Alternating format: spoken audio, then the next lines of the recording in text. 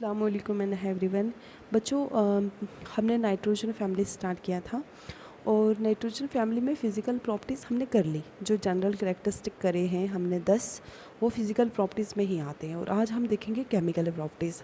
ठीक है, तो केमिकल प्रॉपर्टीज़ बोलें या फिर केमिकल रिएक्टिविटी बोलें, बात एक ही है। ठीक है, ऑफ नाइट्रोजन फैमिली। ठीक है, तो नंबर 1 है रिएक्शन विथ हाइड्रोजन। देखो, जब ये नाइट्रोजन फैमिली रिएक्ट करती है हाइड्रोजन के साथ, तो बनते हैं हाइड्राइड्स। ठीक है, अब जितने भी ग्रुप 15 एलिमेंट्स हैं वो सब के सब रिएक्ट करेंगे हाइड्रोजन के साथ और बनाएंगे हाइड्राइड। उन हाइड्राइड का जनरल फार्मूला होता है MH3। मतलब इस टाइप के हाइड्राइड, मतलब 3 हाइड्रोजन के साथ ये बॉन्ड बनाते हैं। ठीक है, तो मतलब अगर इनकी ऑटोमोस्ट इलेक्ट्रॉन देखा जाए तो NH2 NP3, तो ये 2 इलेक्ट्रॉन जो हैं ये बॉन्डिंग में पार्टिसिपेट नहीं होंगे, ये एज ए लोन पेयर रहेंगे और ये 3 जो हैं ये 3 हाइड्रोजन के साथ बॉन्ड बनाएंगे। ठीक है, तो अब जो वेरियस हाइड्राइड्स हैं ग्रुप 15 के, वो हैं हाइड्राइड्स जैसे NH3, इसको बोला जाता है अमोनिया। उसके बाद PH3, नाइट्रोजन के बाद फास्फोरस आता है, इसको बोला जाता है फॉस्फीन।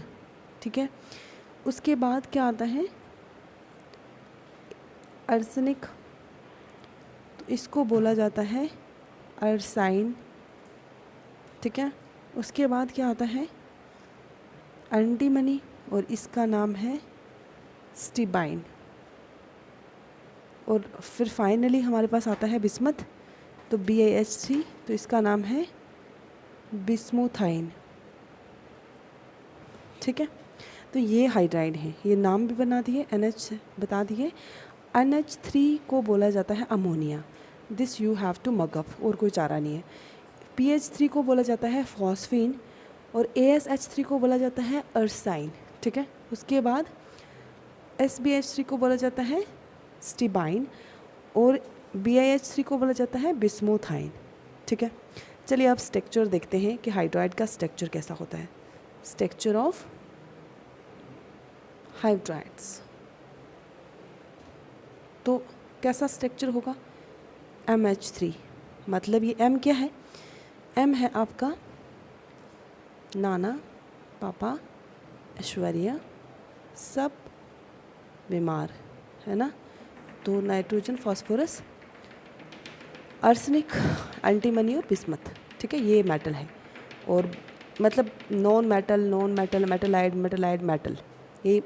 ठीक है, अब चलो M की जो इलेक्ट्रॉनिक कन्फिगरेशन है ऑटोमोस्ट, वो S के 2 इलेक्ट्रॉन और P के NS2, ये अभी बताया मैंने, NS2 NP3 1 2 3।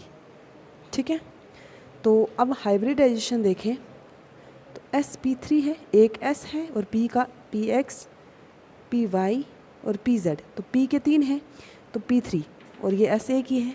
ठीक है, अब स्ट्रक्चर कैसा होगा sp3 में, आपको पता है कैसा स्ट्रक्चर होता है। sp3 में एक तो होता है पिरामिडल और दूसरा होता है टेट्राहेड्रल। ठीक है, और TD लिखती हूँ, टेट्राहेड्रल। टेट्राहेड्रल स्ट्रक्चर कुछ ऐसा होता है। ठीक है, यहाँ पर बॉन्ड पेयर होता है लोन पेयर की जगह। लेकिन आप देखो, ये 2 इलेक्ट्रॉन बॉन्डिंग में पार्टिसिपेट नहीं होंगे, क्योंकि यहाँ पर जब कोई एक होगा तो वही बॉन्ड बनाएगा, क्योंकि एक यहाँ का, एक हाइड्रोजन का। अब हमारे पास 3 हाइड्रोजन हैं। ठीक है, तो यहाँ पर हम दिखाते हैं एक हाइड्रोजन ये, एक ये, क्योंकि MH3 है, हाइड्रोजन के पास एक इलेक्ट्रॉन होता है, लेके आएगा लेके आएगा लेके आएगा, 2 इलेक्ट्रॉन से एक बॉन्ड बन जाएगा, है ना। तो ये चौथा हाइड्रोजन तो है नहीं, तो ये लोन पेयर की तरह रहेगा। तो पिरामिडल में क्या होता है, एक लोन पेयर होता है और बाकी ये टेट्राहेड्रल के जैसा ही होता है, ठीक है। जैसे कि H H H और यहाँ पर मेटल, ठीक है। तो यहाँ पर अगर यहाँ पर मेटल होगा तो यहाँ पर इसके लिए 4 हाइड्रोजन की ज़रूरत पड़ती है, इसलिए टेट्राहेड्रल नहीं होके पिरामिडल होगा, ठीक है। तो अब चलो इसका स्ट्रक्चर एक बार बना लेते हैं, उसके बाद देखते हैं। तो सारी की सारी यहाँ पर sp3 ही हैं, ये भी sp3, ये भी sp3, ये भी sp3, ये भी sp3। तो बनाते हैं स्ट्रक्चर। देखो ये हो गया मेटल और ये हो गए लोन पेयर। लोन पेयर कौन सा है, sp3। उसके बाद 3 हमारे पास ये वाली ऑर्बिटल है, ऐसे बनाओ या वैसे बनाओ, बात एक ही है, जिसे आपको मन करे वैसे बनाओ, ठीक है। sp3, ये भी sp3, ये भी sp3, ये भी sp3 है। कौन से बॉन्ड बन रहे हैं, सिग्मा, ठीक है। यहाँ पर हाइड्रोजन आपको पता है स्फेरिकल होता है, और हाइड्रोजन उसके बाद हाइड्रोजन, ये स्फेरिकल होता है, हाइड्रोजन हाइड्रोजन हाइड्रोजन, ठीक है। ये क्या है हमारे पास, Lp मतलब लोन पेयर, ठीक है।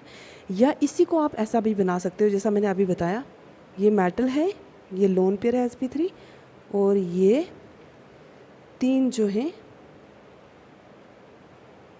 हाइड्रोजन है, ये सिग्मा बॉन्ड, ठीक है।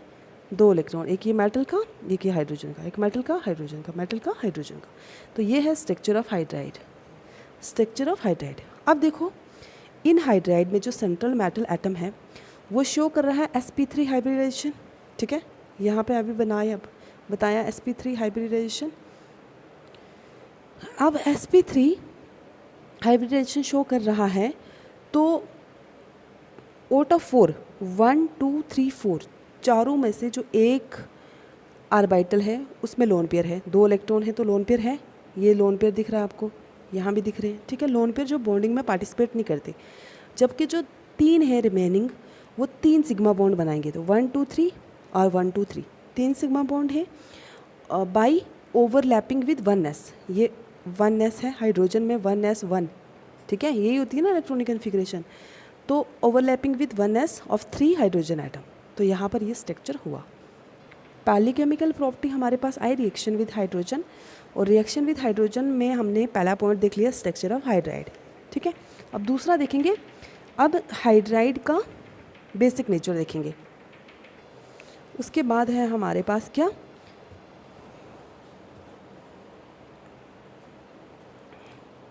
सेकेंड पॉइंट है हमारे पास, प्रॉपर्टी नहीं है, इसको बी लिख देते हैं क्योंकि वो पार्ट ए था, ये भी बेसिक नेचर ऑफ हाइड्राइड्स, ठीक है। तो हाइड्राइड्स का बेसिक नेचर, अब देखो जितने भी हाइड्राइड्स हैं उनके मतलब उनमें लोन पेयर ऑफ इलेक्ट्रॉन है सेंट्रल मेटल एटम पे, अभी दिखाया ना आपको, जैसे NH3, तो नाइट्रोजन के पास लोन पेयर है क्योंकि इसके ये ग्रुप 15 है, इसके outermost में 5 इलेक्ट्रॉन है, तो 3 ने 3 हाइड्रोजन के साथ बॉन्ड बना दिया, 2 बच गए तो वो लोन पेयर हो गए। PH3 सबका फिर एक ही सीन होगा सबका, ASH3, उसके बाद SBH3 ये लोन पेयर है, और उसके बाद BiH3, ठीक है, यहाँ इसका लोन पेयर। तो अब देखो सारे हाइड्राइड में जो सेंट्रल एटम है उन सब पे लोन पेयर ऑफ इलेक्ट्रॉन है, ठीक है। और अब लोन पेयर ऑफ इलेक्ट्रॉन है तो इसका मतलब ये हुआ कि ये बेसिक इन नेचर है, बेसिक इन नेचर मतलब जब इनके पास एक्स्ट्रा इलेक्ट्रॉन होंगे तो लोन पेयर ऑफ इलेक्ट्रॉन होंगे, तो मतलब ये बेसिक है नेचर में, ठीक है, बेसिक इन नेचर। अब जो ऑर्डर है बेसिसिटी का वो कुछ ऐसा होगा, मतलब सबसे ज़्यादा बेसिक ये होगा, उसके बाद ये, उसके बाद ये, उसके बाद ये, और सबसे लीस्ट ये। ऐसा क्यों? देखो अमोनिया जो है ना ये एक स्ट्रॉन्ग बेस है, और जबकि ये जो क्या बोलते हैं इसका नाम क्या है, बिस्मुथाइन, ठीक है, ये वीकेस्ट है, वीकेस्ट बेस है। क्यों? क्योंकि अमोनिया के केस में जो इलेक्ट्रॉन अब मुझे बताएं NH3 के केस में नाइट्रोजन का साइज़ और अगर बिस्मथ का साइज़ कंपेयर करें तो साइज़ बड़ा किसका होगा? डोन द ग्रुप साइज़ क्या करता है? इंक्रीज़ करता है। तो नाइट्रोजन का अगर इतना होगा तो बिस्मथ का इतना बड़ा हो जाएगा। सपोज करते हैं तो नाइट्रोजन का साइज़ छोटा है, बिस्मथ का बड़ा है, जिसकी वजह से क्या होगा कि जो लोन पेयर ऑफ इलेक्ट्रॉन है ना, जितना छोटा साइज़ होगा उसके ऊपर कंसंट्रेटेड होंगे, मतलब यहाँ ही ठहरे रहेंगे। और जितना साइज़ बड़ा होगा तो ये लोन पेयर ऑफ इलेक्ट्रॉन जो है ये मतलब लार्ज एरिया पे फैले होंगे, है ना। तो लार्ज एरिया पे फैले होंगे जिसकी वजह से ज़्यादा बेसिक कौन होगा? अमोनिया। और सबसे लीस्ट बेसिक ये होगा। देखो फिर से एक बार सुन लो कि अमोनिया में जो इलेक्ट्रॉन डेंसिटी है वो कंसंट्रेटेड है स्मॉल रीजन में, मतलब ये छोटा सा है और यहाँ पर अच्छा खासा चार्ज है। ये बहुत बड़ा है और मतलब जो लोन पेयर ऑफ इलेक्ट्रॉन है या जो इलेक्ट्रॉन डेंसिटी है वो लार्ज एरिया पे फैली हुई है क्योंकि बिस्मथ का साइज़ बड़ा है, ठीक है। इसीलिए जो बेसिक करैक्टर है वो डिक्रीज़ होता है नाइट्रोजन से बिस्मथ तक, मतलब अमोनिया टू बिस्मोथाइन, ठीक है। क्योंकि यहाँ भी 2 इलेक्ट्रॉन हैं, यहाँ भी 2 हैं। ये छोटा है तो इस पर ज़्यादा चार्ज रहेगा, ये बहुत बड़ा है तो मतलब चार्ज फैला हुआ है तो उतना ज़्यादा कंसंट्रेटेड नहीं है यहाँ पर इलेक्ट्रॉन, यहाँ पर कंसंट्रेटेड है, ठीक है। अब तीसरी बात करें thermal stability of hydride. Thermal stability of hydrides. तो देखो जो डिक्रीजिंग ऑर्डर है थर्मल स्टेबिलिटी हाइड्राइड का वो भी ऐसा ही है जैसे हमने अभी बेसिक नेचर देखा। NH3 greater than PH3 greater than ASH3 greater than SBH3 greater than bismuthine, ठीक है। अमोनिया, फॉस्फीन, उसके बाद अर्साइन और स्टीबाइन और बिस्मोथाइन, ठीक है। ये है क्यों? इसकी थर्मल स्टेबिलिटी सबसे ज़्यादा है और इसकी सबसे लीस्ट है। ऐसा क्यों? देखो नाइट्रोजन का साइज़ स्मॉल है और बिस्मोथाइन में बिस्मथ का लार्ज है। अब जो बॉन्ड डिसोसिएशन एनर्जी होगा, मतलब जितना साइज़ छोटा होगा उतना बॉन्ड कैसा होगा? स्ट्रॉन्ग होगा, ठीक है। जितना साइज़ बड़ा होगा उतना बॉन्ड कैसा होगा? वीक होगा। और जितना स्ट्रॉन्ग बॉन्ड होगा उसको तोड़ने के लिए उतनी ज़्यादा एनर्जी चाहिए होती है। और जिस एनर्जी से बॉन्ड तोड़ा जाता है उस एनर्जी को बोला जाता है बॉन्ड डिसोसिएशन एनर्जी। तो यहाँ पर जो बॉन्ड डिसोसिएशन एनर्जी है वो बहुत ज़्यादा हाई है और जिसकी वजह से इसकी थर्मल स्टेबिलिटी बढ़ती है। अगर देखा जाए बिस्मथ में तो एटॉमिक साइज़ जो है वो डोन द ग्रुप इंक्रीज़ करता है जिसकी वजह से बॉन्ड डिसोसिएशन एनर्जी भी कम लगेगी। इसको तोड़ने में बॉन्ड वीक होगा, तोड़ने में कम एनर्जी लगेगी और जो थर्मल स्टेबिलिटी है वो भी डिक्रीज़ हो जाएगी।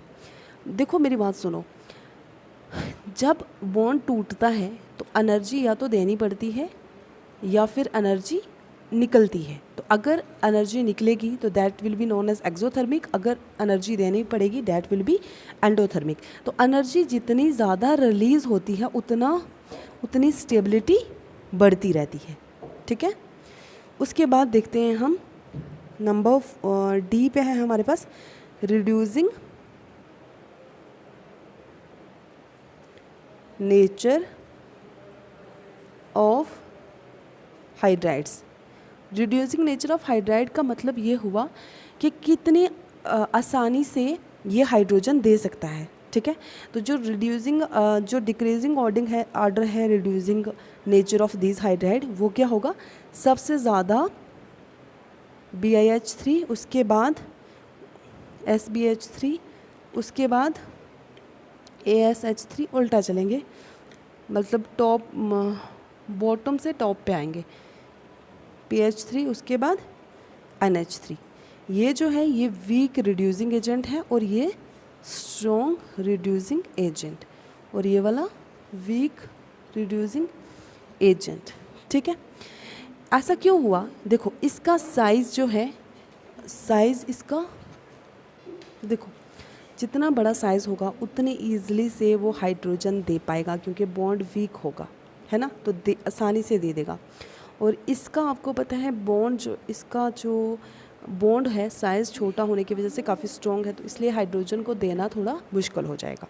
ठीक है, एक और पॉइंट की बात कर लेते हैं, बॉन्ड एंगल। बॉन्ड एंगल, ठीक है, तो अगर हम हाइड्राइड जो हमारे पास हैं जैसे कि NH3, फॉस्फीन, अमोनिया फॉस्फीन, एर्साइन, स्टीबाइन और बिस्मोथाइन, इनके अगर हम बॉन्ड एंगल की बात करें तो इसका 107 डिग्री आपको पता भी है पहले से, इसका 94, इसका 92, इसका 91, इसका 90। आपने देखा है कि बॉन्ड एंगल डिक्रीज़ कर रहा है सबसे ज़्यादा इसका। फिर ऐसा क्यों? देखो, बॉन्ड एंगल डिक्रीज़ कर रहा है नाइट्रोजन से बिस्मथ तक, है ना, NH3 से BiH3 से। इसकी वजह क्या है कि जो इलेक्ट्रोनेगेटिविटी है वो डिक्रीज़ कर रही है नाइट्रोजन टू बिस्मथ। अगर देखा जाए नाइट्रोजन और Bi में तो मोर इलेक्ट्रोनेगेटिव, मतलब इलेक्ट्रॉन को खींचने की पावर सबसे ज़्यादा नाइट्रोजन की है, फिर उसके बाद इसकी है। अब क्या होगा, अब अगर देखा जाए तो नाइट्रोजन के ऊपर यहाँ लोन पेयर है और ये बॉन्ड पेयर है, तो इलेक्ट्रोनेगेटिविटी इसकी ज़्यादा है। तो ये क्या करेगा कि अब अगर यहाँ हाइड्रोजन है तो यहाँ के बॉन्ड के दोनों इलेक्ट्रॉन खिसक के कहाँ पर आ जाएंगे, हाइड्रोजन के पास। तो मतलब कुछ यहाँ पर इलेक्ट्रॉन आ जाएंगे, यहाँ पर इलेक्ट्रॉन, यहाँ पर।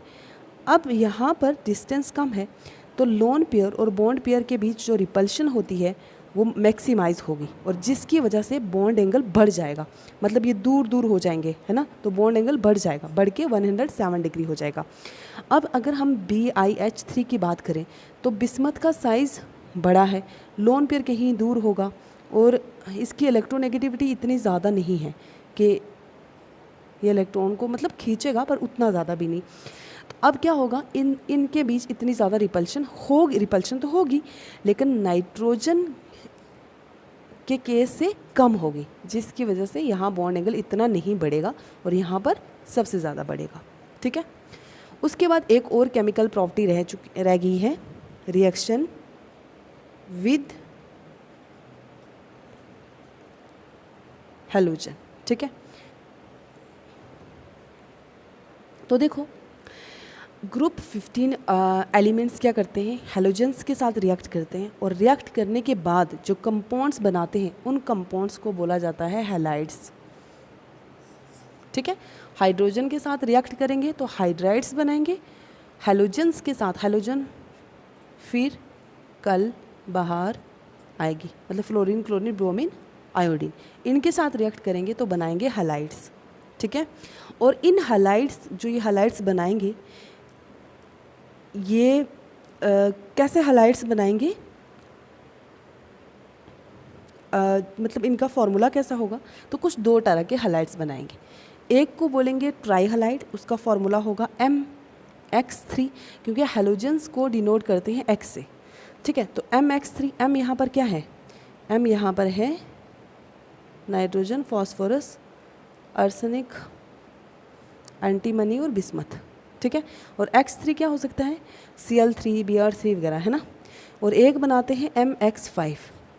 ठीक है, मतलब यहाँ पर M यही हो गया और X5 मतलब जैसे कि Cl5। ठीक है, तो अब वीडियो की लेंथ बहुत ज़्यादा हो गई है, तो हम क्या करेंगे अब कि जो बचा हुआ है ये इसी को हम कंटिन्यू करेंगे नेक्स्ट लेक्चर में। तो आज के लिए इतना ही, थैंक यू।